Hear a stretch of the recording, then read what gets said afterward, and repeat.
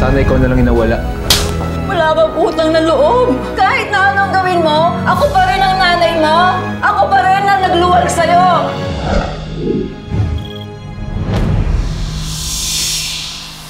Hello, mahal. Ay, kasi si Camila nakikiusap na kung pwede, mag-extend pa ako ng 3 buwan pa. I don't want to see her face ever again. Mahal. Mahal kasi. Hindi ko pa talaga maiwan si Camila kasi nga may nangyari kaninang disgrasya, diba? Konting tiis na lang. Huwag ka mag-alala. Malapit na.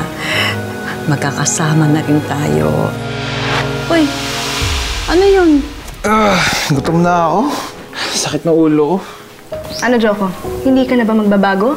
Puro inom. Sinasayang mo lang yung pera ni Mama. Ang aga-aga, ang dami mong pinagsasabi. Nanay ba kita? Kumakasa ka, kala mo kung sino ka eh. Kapatid lang kita. Ikaw sana, inaayos mo yung buhay mo, di ba? Sige, gawin mo! Kontak to! Kontak yung cellphone! Hinto mo na! Ayan! Sana ko to! What? Sige! Wala sa susunod! Mama! Papa! Adi Bella is bleeding! Jelay, napatawag ka. Ano nangyari? Hindi.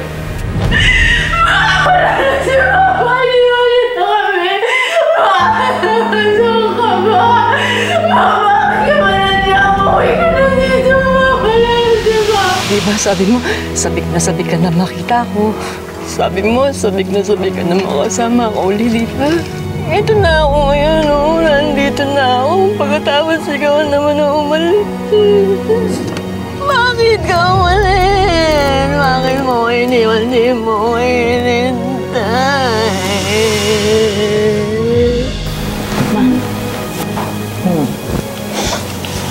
Ang dami mong niluto. Wala ka bang naalala? May dapat ba akong maalala, Ma? Pa! Iniwan na nga pala ako ni Papa. Ay, ate. Mama. Nagpatato ka pala? Permanente ba to? Si Papa nga ni minsan hindi ako pinakailaman eh. Alam mo, bastos ka eh. Bakit, ha?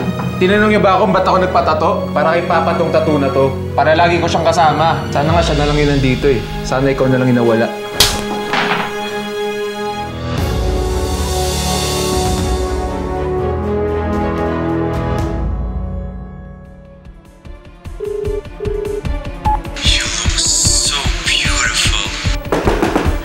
Ano, Ma? Kaya gusto mo mag-extend para mas matagal kayo magsama ng lalaki mo! Yung mama! Tungkol dyan ang kwento natin ngayon, dito lang sa Tadhana.